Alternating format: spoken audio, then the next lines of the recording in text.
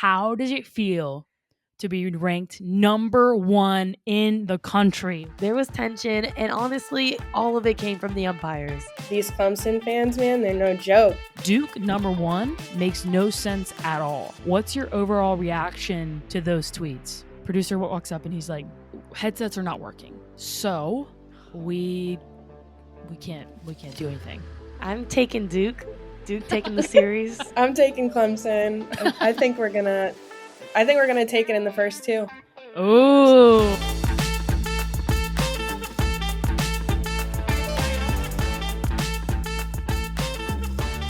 It is Softball Speakeasy episode 10, presented by the Softball Sanctuary. Reminder to use code SPEAKEASY for 10% off of all of their training programs and products at the softballsanctuary.com. Again, code SPEAKEASY for 10% off at the softballsanctuary.com. But if you're new here, my name is Raine Wilson, and I'm a former Duke softball player turned analyst and broadcaster. And my name is Kelly Torres, current senior catcher on the Duke softball team. Softball Speakeasy is a podcast that will give you a behind-the-scenes look at Duke's 2024 campaign.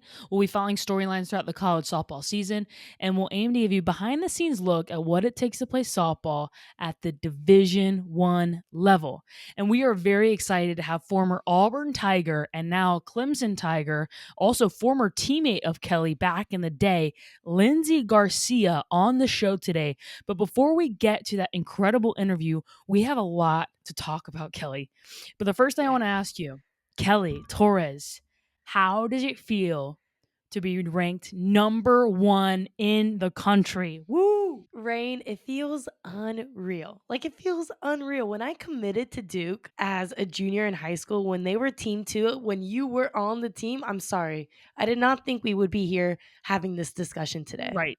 So quickly, too. Yeah. So quickly. In 7 years, we're one in the nation. I mean, crazy. I can't even explain it. Yeah, I mean, there's so many people to give hats off to. Of course, your team. Mm-hmm. What you all have done this year has been incredible. What Coach Young has built. I mean, even all the way back to the staff at Duke, athletic director Kevin White making the decision to add softball. That single decision changed your life, changed my life, and has changed so many lives. And it's insane. The alumni group chat is going absolutely nuts when we saw the number one ranking. It is so well deserved, and what a season you're having. But I want to tell you, so looking on Twitter or X, I want to read you some tweets, people's responses to that ranking. So Softball America has you all ranked number one. And I'm going to read some of the tweets back to that ranking. Duke number one makes no sense at all. No resume for Duke to be number one, really. Beating the average teams and piling up wins shouldn't be enough to get the top spot. Duke has 0 top 10 wins. Weak resume, if you ask me.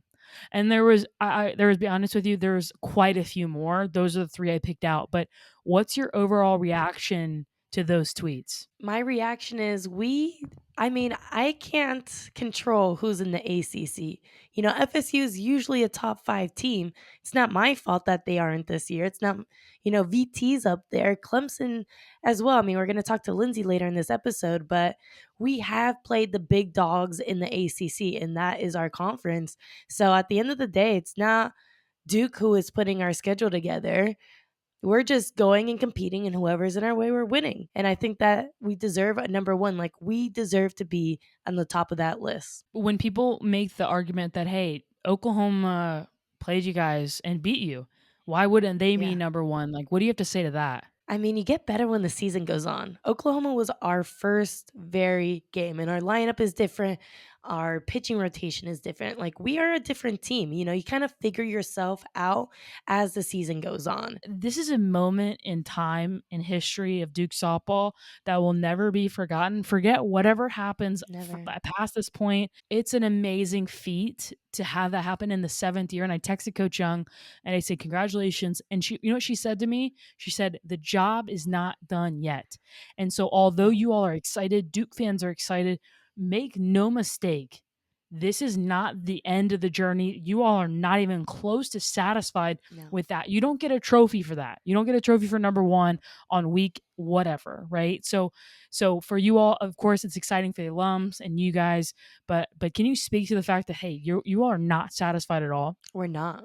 This isn't the goal. The goal was not to just be number one on some list that people vote on, you know? We want to be at Oklahoma. That is the goal, and that's what we're shooting for. Yeah, and you proved you have the caliper team to do that this past weekend, Mhm. taking down the rival University of North Carolina series sweep. And for folks who might not follow other teams in the ACC as much, UNC came in with one of the best statistical offenses in the country and in the ACC, Yeah. number one in the ACC, and you all shut them down from start to finish. You played great softball.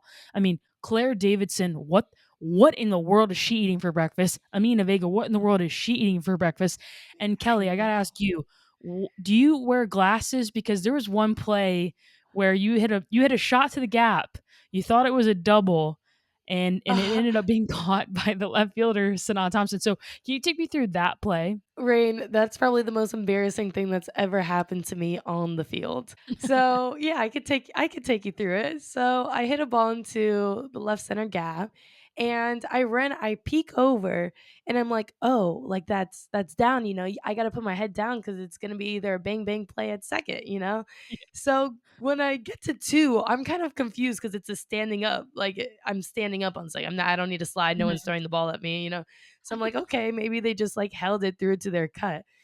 And I'm like, yeah, scored a run. You know, I did this whole celebration. So I hit a double. So I'm like, warrior two pose. And I like go into this little, pose. And I'm like, time, asking in blue for time to take my Evo shields off and all that stuff. And then the blue's like, you're out. And I'm like, what? Like, no one tagged me with the ball. And yeah, so she caught the ball. The ball did not land on the floor. Yeah, no, no. Like I could see why you thought that just because she caught it like kind of behind her. It was like a really good Yeah. play too, and you And then she crushed it. It threw was it just so super funny. fast. Right, right. It's so funny. So, like, Um, I must have not seen that split second of, like, the weird catch and the throw. I just completely missed it, and then the jog off the field, I was, like, with my head down, the entire stands is laughing. Like, UNC Duke, it really just cut the tension, like, mhm. everyone was Yeah. laughing. And well, speaking of tension, I mean, I gotta ask you because like on TV, it looks like one thing from the booth. I called the game on Friday. It looks like one thing, but the Yeah. games were never. I mean, early on, they had opportunities in game one, especially, and they had opportunities to score. But can you take me through the tension that was there? Like, I know it's a rivalry regardless, but was it Mhm. really intense, or like take me through what it felt like on the field? I think the umpires built into that tension because Mm. if I'm gonna be honest, the umpires were not good this week, and honestly, one of the worst umpiring staff we had. So the tension built from the slappers, and UNC's lineup is filled with slappers. Deanna Jennings, our slapper in our lineup, got called out of the box. As a catcher, I can see when the UNC hitters are out of the box, and they did not get Mm. that call. So Mm. that's where most of the tension came from. When I was catching game two, I actually started, brushing the sand every single Ooh. time the hitter came up. And I was like, oh, let me brush the slate so the umpire can see when you step over the line again, type of vibe. Ooh. So there was tension. There was tension. And honestly, all of it came from the umpires. Interesting, interesting. That's fascinating. I saw in the last game where they did coach what was she reviewing? Because that's not a reviewable play, but did she ask for them to review it or what was she reviewing? Because It's not reviewable. I heard from like very, very shallow, 'cause she's kind of like whispering, but I heard that she was asking if we can review if it hit her.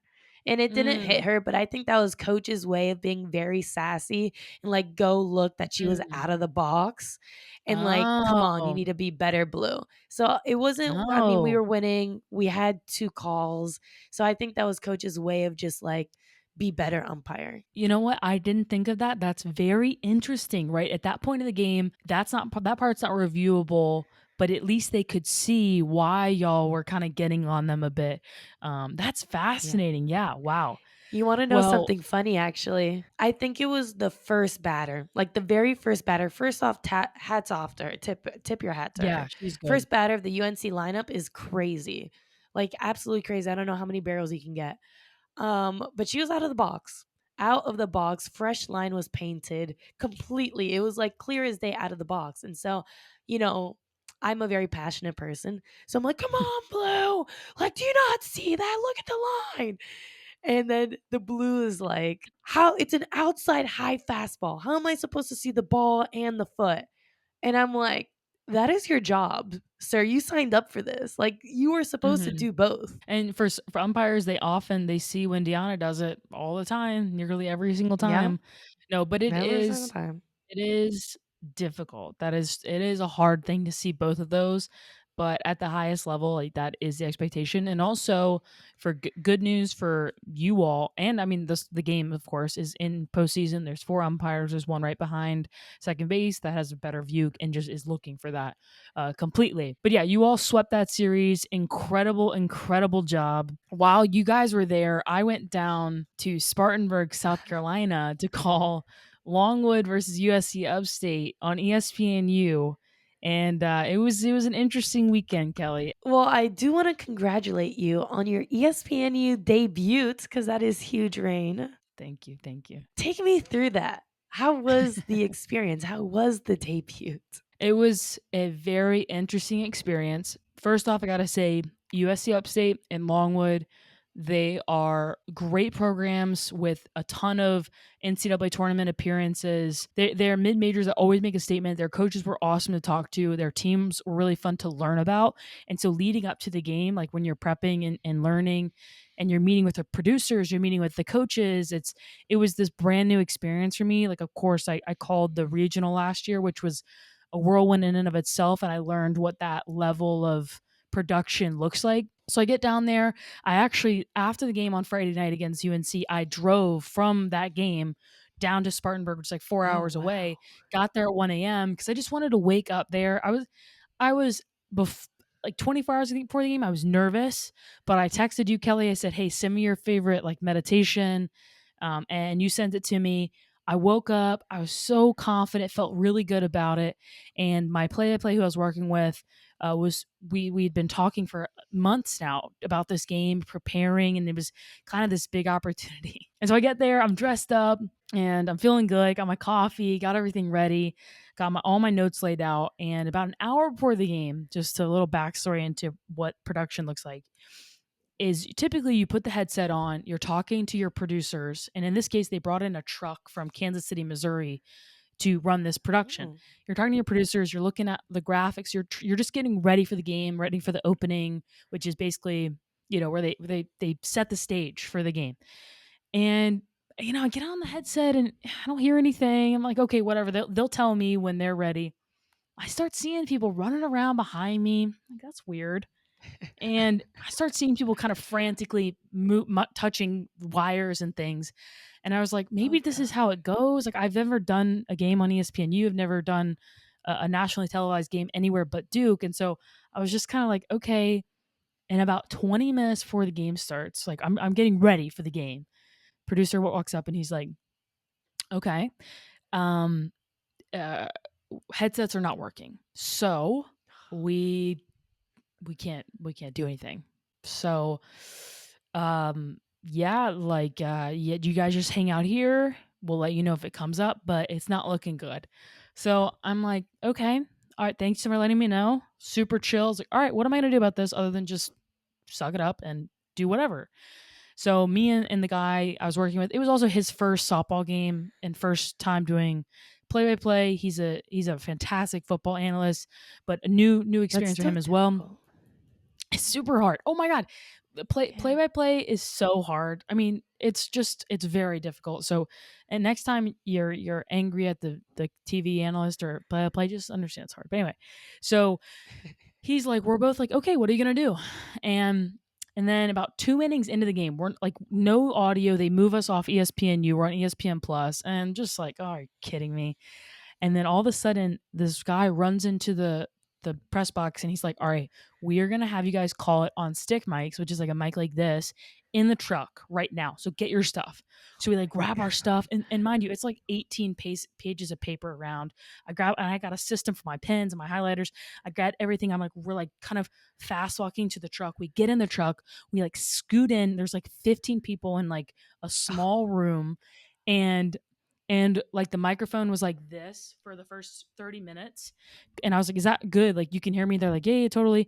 And then it turns out first 30 minutes, I sounded like I was in a garbage can.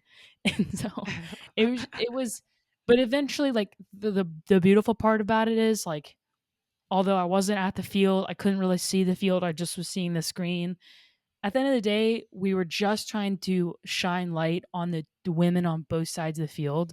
And that's really who I'm sad for, in that the first couple innings, not only didn't talk at all, but also the last few innings, it was hard to properly document what was happening from our vantage point. But all in all, I ended up watching the game back. It was totally fine. It was like, and we knew the team so well at that point. We had talked to the coaches so much, and I feel like we did our very best to highlight those women, because they don't get many opportunities to be on TV. And so it was an amazing experience, because I learned a ton about the whole production side of things. And starting this whole gig last year to now, it was a beautiful moment to kind of capture all the hard work that I've tried to put into this craft, because it's hard. And all I'm trying to do at the end of the day is to highlight the women on the field and the beautiful game that we both love. And at the end of the day, we did that. So that's, that's most important. So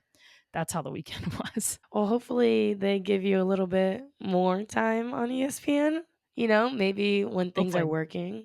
Yeah, hopefully that will come. But the team there is great. The team at ESPN is awesome. And ESPN covers a lot of ACC on the ACC network. So let's talk about the ACC. I'm going to just quickly run through what teams did this past weekend. So it was Florida Yeah. State over Louisville. They won the series 2-1, but Louisville gave Florida State a loss, Big. which is big in terms of seeding for the conference tournament. That's good for you all as you stand on top of the conference. Yes. Pitt over Boston College, UVA over Notre Dame. UVA, their third series in a row that they won in the ACC, very, very important. Virginia Tech over NC State, but NC State took game 1, so that's good for you all. And then finally, Clemson sweeps Syracuse up in Syracuse, New York. I am happy that Louisville took one from FSU, because Louisville's a good team. Zambala's a They're very great good. pitcher.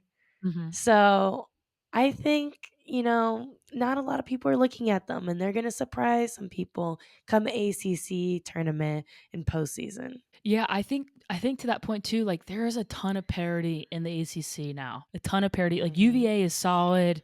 I mean, of course, you all have been incredible, but UNC was solid coming into the weekend. They just couldn't figure some things out against you all. And Claire Davidson and Mina Vega, I don't know how you beat them other than walk them. You And don't. then, You don't. and it doesn't get easier going down the lineup. You got to deal with Anna, then we got to deal with you. It's like, it's hard. So, and then also, of course, to your point about Louisville, they're really good. I think they're going to turn some, they're going to get some things figured out. Early on, they had a rougher start, but they're good too. And then Virginia Tech over NC State. NC State can surprise some people. They come out, they've had a couple key wins this year. They're well coached. So I think the conference tournament, dude, is going to be really interesting in Durham. So I'm really excited to go as a fan.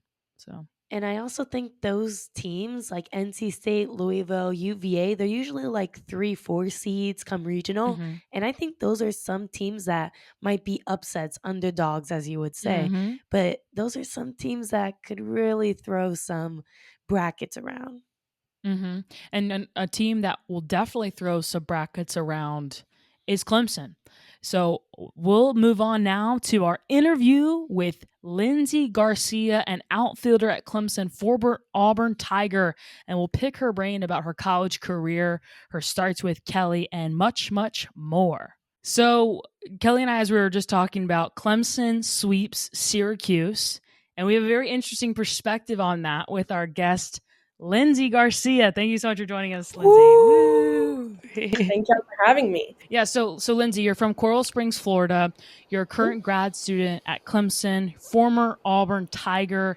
You've had an incredible career, and I want to dig just right into it. So Of course, you spent 4 years at Auburn. So how can you characterize your experience as an Auburn Tiger? It was definitely interesting. I first started with COVID, so that was weird in itself, just like not being able to interact with your teammates and kind of just that entire experience as a whole, kind of everyone navigating through it was just very odd. And then coming back from that, because I don't think it even got normal sophomore year. I think junior year is kind of when it started getting normal, but it was definitely chaotic, definitely exciting, just wild. That's how I'd put it, just a wild ride. Just wow. And so then, of course, you graduate there. Congratulations on graduating from Thank you. there. It's a great school.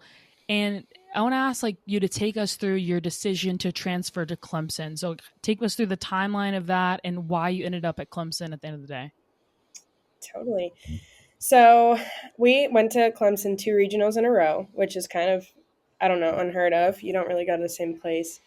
So first, our senior year, we heard McWhorter Stadium come off the regional. What is it called when you're going to where The you're going? selection The show. Collection, The yeah. selection show. And we all started screaming and cheering because our facility is named McWhorter Stadium. And then we looked up and we're like, oh no, we're going to Clemson. Oh. And so that was the second year in a row because it was obviously going to be between us. So we first thought that we were going there, and then I was like, oh my gosh, no way, we're going to Clemson again. So I kind of was familiar by the second time around going there, and it kind of felt like Auburn. And so I knew that once I was going into my senior year that I probably was going to want another shot, another perspective at softball. Not so much schooling, but more so softball.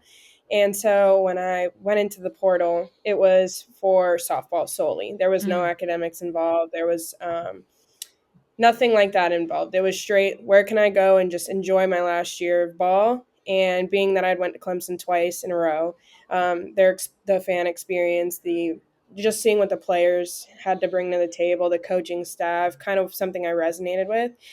And so when I actually went into the portal going into regionals, which caused a little havoc. But I got not with my staff. I got it all approved and all good to go with my coaching staff and stuff like that. More so with the fans. But I went in with regionals. You know, I was a fifth year. I wasn't like a freshman or sophomore.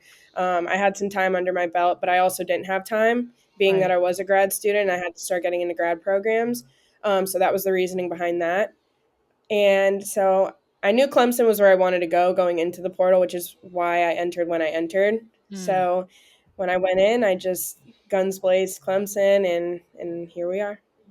Wow. And it's interesting you mentioned the similarities between Clemson and Auburn. Obviously, Clemson has like one of the best fan bases I've ever seen. Auburn, very rambunctious as well. But I want to ask about your perspective on SEC versus ACC softball. Can you take me through like the differences you've seen now playing in both conferences? I literally was just having this conversation the other day, so I'm glad that we're talking about this. I think the ACC is so underrated. Like, I'm struggling a little more this year. Yeah, I know, Cal. So far, I've struggled a little more this year, just kind of adjusting. Also, I'm kind of going through an injury. But, I mean, the ACC has some underrated athletes that I think could compete at the SEC with no problems. Yeah, I want to jump back a little bit. Obviously, when you spend 4 years at a program, you build relationships there, you build memories there. And so leaving that this year and kind of looking that in the rearview mirror, obviously they're going through some stuff. They're trying to figure some things out. Probably the worst year they've had in a very long time. And of course, Mickey Dean is going to retire at the end of this season. So I'm curious what you make of that whole situation and his decision to leave coaching. I was really thankful for my time at Auburn. I learned a lot, had a lot of interactions that I'm grateful for, had a lot of people that I connected with that I truly will admire till the end of time. As far as their performance and stuff this year, you know, I wish them the best of luck. I know that there's some great girls there that want to do a lot of good things and that really admire the game.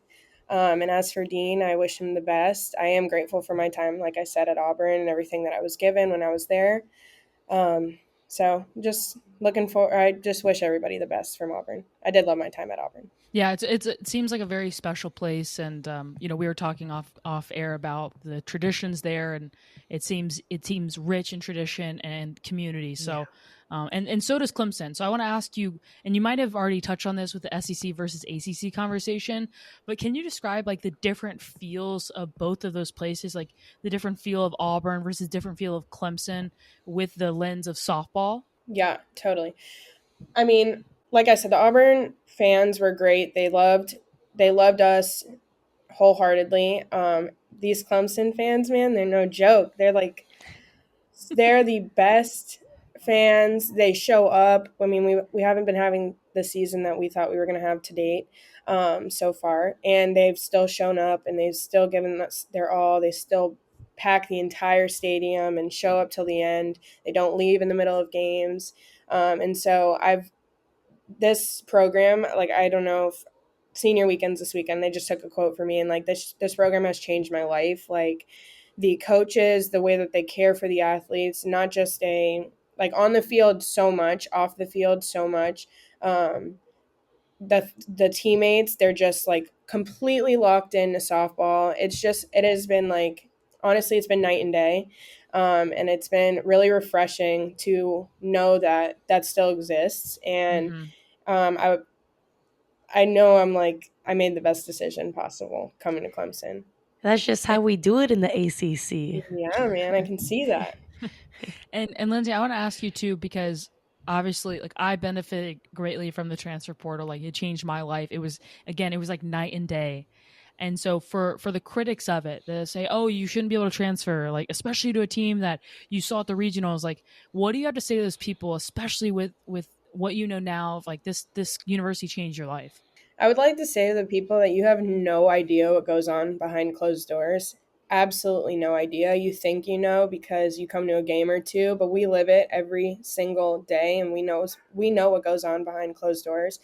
And so chances are these athletes are transferring for something bigger than just playing softball. And do I think it's pretty chaotic in itself right now? Absolutely. I think with from minus our sport, I think it's Mm-hmm. pretty chaotic for football, basketball, whatever. So I think the Yeah. transfer portal has its flaws, but I think if these athletes are transferring for a reason, and you know they can get a better experience, because it's not just about the program and the coaches, it's about an education. So there's a lot of factors that play into it.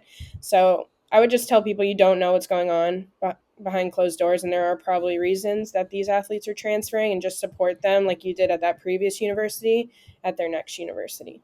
That's so well said. That's we're gonna clip that because that's like very very Yeah. well said. Thank Let's you. dig right into Clemson. So you kind of touched on it. Not you've lost more than you all thought you would. You've had a rougher go than a lot of people expected, but still a really good year. But I want to ask, like, what do you all need to do? I mean, you swept Syracuse this past weekend, and I don't want to say what do you need to do to turn around the season, but what do you feel like are the keys to success as Clemson heads down the stretch? I think we can call it like it is. Like there has to be a turning point.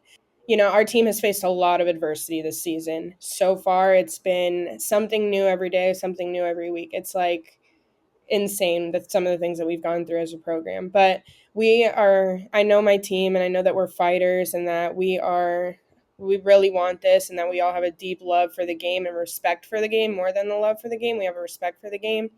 And so there have been a lot of conversations of how we can turn around, what's been going on. And this, prior to Syracuse, is one of those conversations that took place. And I think we just have to trust in ourselves. No, I mean, 1 through 9, and then our bench has so much talent. Mm-hmm. And I think we just have to remember that, and then everything else will follow. Obviously turning point, and even you said those conversations happened before Syracuse. Clearly it went well with the sweep of Syracuse, but this coming weekend you have an amazing opportunity to take down the number one team in the country, and also Kelly Torres's team at home on senior weekend where you'll be celebrated. So I want to ask, what is the mindset for you all going into this weekend against Duke? Well, obviously we're preparing for that, but we also know that we can compete with any team. First of all, I'm so excited to hug my Kelly. I haven't hugged her in so long, I but we know. are preparing. We're just like I said, trusting our ability, knowing who we are. We can compete with anybody. They did it last year when they went to Oklahoma. They were right, one pitch Mm-hmm. away from doing what they needed to do. So, Mm-hmm. um, I mean, we always like to say that we didn't lose anyone. We gained. And so if we just know what we have, take care of business, see the ball, hit the ball, play good defense, and no one can compete with us. I'm super excited. And I want to ask you because I don't know if you've had a chance to listen to the previous episodes, but I've asked, girls on the Duke team, hey, who's the biggest rival? And without hesitation, they say Clemson. So I want to ask from y'all's perspective, like, is that rivalry as intense in y'all's locker room as it is maybe in Duke's locker room? I think it's more of like a respectful rivalry. It's not like, oh my gosh, we hate them. We want to Right. like choke them out. And, it's like they're a really, really talented team. They've done what we've done. They've took a program in a short amount of time and had incredible success. Mm-hmm. And so have we. So it's just more like a respectful rivalry. Like they're good, we're good. Let's see what we got. Mm-hmm.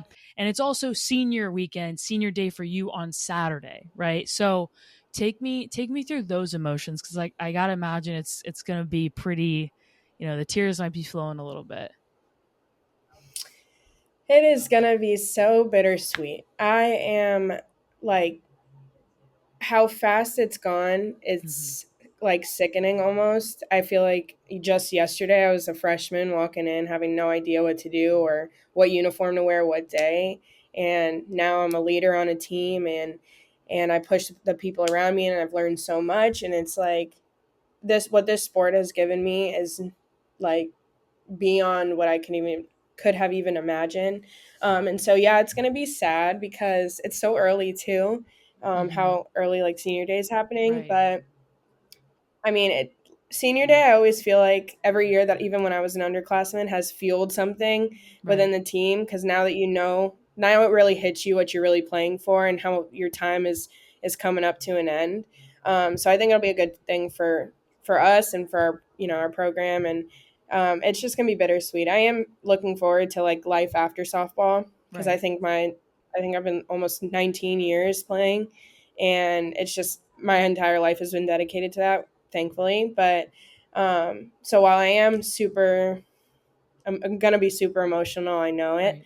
I'm gonna be also pretty excited for what's in the future. Yeah. Kind of full circle. It's full circle because it's like I didn't even know it was your senior weekend, I know. and we've been playing against each other, well, with each other, but in high school ball for so long, and it's I like, know. wow, now we gotta end it, or you gotta end it right next to each other. It's kind of Yep. sweet. It's crazy. I told my mom too. I'm like, the Torreses are gonna be there. It's gonna be like we're playing on Gold Coast and I know. everything, It's crazy. And y'all or speak a of Gold charter. Coast. Y'all speak of Gold Coast, but I want to ask, like, I know you all were rivals in high school ball, but then you played travel ball Hmm. together. Do you get kind of the same kind of feel right now? Like your rivals, of course, Duke and Clemson, but at the end of the day, going through the handshake line, it's going to be hugs, it's going to be love. Can you just take me through that kind of emotion you're feeling? Yeah, I mean, in high school, we both made the all-state teams. We were on the same travel team, but we played against each other. We both were at really good high schools. It's always been like that with me and Lindsay, and we both are very fiery people as well. So like all the attention at that time in the game were both on us always. So it's gonna be fun to see how we both matured within the game and to play against each other for the last time ever. I know. Perfectly said. And I want to ask you both if you could, like, on each of your senior days, send a little like message to your freshman selves. Like all of a sudden you come back to your dorm and you see this note from your senior day perspective. Like what would be in that letter to your freshman selves? Mine would for sure say like, "Good job" or "Great." I'm something to the effect of like, "You never gave up." Mm, Um, like this game has slapped you in the face 100 times since you were a freshman. This game has slapped me in the face 100 times, punched me in the face, and like never once did I just think about like ending it and giving it up. I just thought it made me stronger. It made me want to go harder, and and it just taught me everything that I want to know. So I would just say I'm proud of myself for never giving up and taking every challenge as it was. I would agree with that. The game slaps you a million different types of ways. But the fact that, you made it, you finished, you're graduating, and in the program that we both are in, it's outstanding. Not a lot of, I don't know the percentage, but a lot of people say like 5% or 1% of the athletes who play sports, make it to the collegiate level and then the pro level. And like, we are that percentage, and we did it. Like, we did what our 8-year-old self dreamed of doing. Oh, you guys did. Congratulations to both of you. Oh, it's Mm. amazing. I want to move on to listener questions, and we got two, and one of them came from one of y'all's old coaches. Can you guys talk a little bit about the influence your Cuban heritage has had, not only on your softball careers, but also the bond you guys had along with Kaylee and Bella Bertot formed on and off the field? As your coach, the bond the three of you specifically built was special to watch. I would say I took it for granted. Like, I haven't played on a team with a bunch of Cubans since, we were little. And it's nice to be around people who are very similar to you. Like, Lindsey and I are very similar. We're loud. Our parents are loud. We're goofy. Main character vibes is what's going on. And it's like, you just like go back and forth. The bicker's there, the banter is there. And it was fun. It was fun. There was never a dull moment. Even when, we're just sitting in the dugout, there was never a dull moment. So Kaylee, Bella, Amelia Varela, yeah, I can't even remember all the Cubans. We were just surrounded. And I would say exactly that. Like we had a common denominator. Like we were all fiery. We understood each other. We had just like a natural understanding of how each other worked. And I'll say the same since I've obviously come to the South. I haven't played, I don't think, with anyone else so far that's Cuban. And so Right. I was just thinking about that the other day. I'm like, it takes a special person to like understand, who we are and where we come from and our backgrounds. And I think I have to thank our families too, because there's a common denominator within our families. They're all extremely hardworking, extremely passionate, Yes. teach us to fight and never stop until you get what you want. And our heritage is extremely important to us. And I think I would agree that we took it for granted while we had it, but it just made it that more special. Mm-hmm. So cool. So cool. And I remember as a kid from Virginia, from like the South, playing women in South Florida it's different. It's different. There's different level of energy there. And now that you've mentioned the Cuban heritage, like, oh duh, that checks out. Especially how Cubans play baseball too. It kind of goes hand in hand. But now I understand it how Cubans play softball too. It's really cool.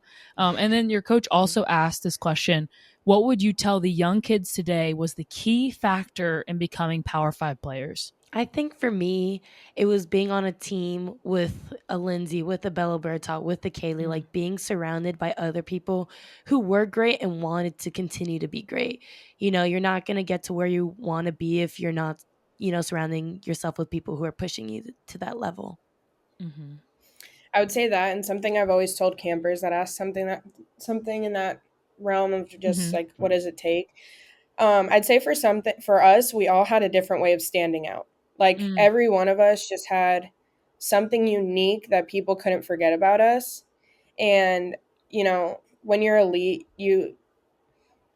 it's easy to pick that out, like what that is. And so I always tell campers, I'm like, go be that person that goes and picks up balls. Go be that person that when nobody knows each other and you're all like super confused, say each other's names and you're the one talking and you can call them by number, you can call them by team name. Like you always just want to be somebody that stands out, and you have to find that in you. And then of course, just surrounding yourself with people. I can't harp on that enough too. At the collegiate level, people's priorities change, and some people are in it for the right reasons and some people are just in it to wear a uniform.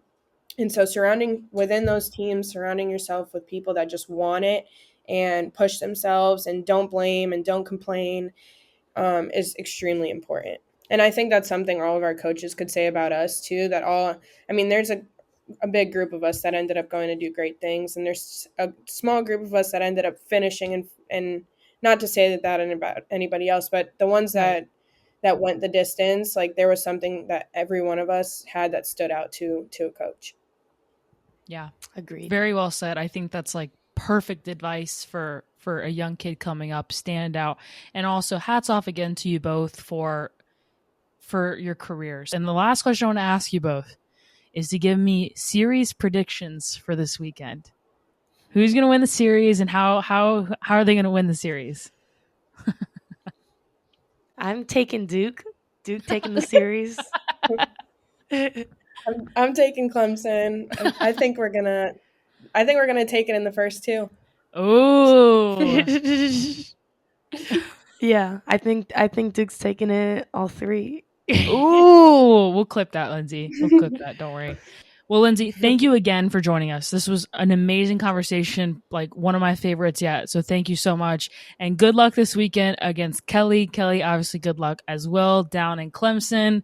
We'll see what happens based on the predictions. Thank you all so much for watching, listening, viewing, and subscribing. New episodes come out every single Wednesday. As always, if you're feeling kind, you rate us 5 stars on Apple Podcasts, Spotify, wherever you get your podcast. And leave us a kind review if you're feeling it. But overall, thank you. And we will see you next week on the show. Peace. Peace.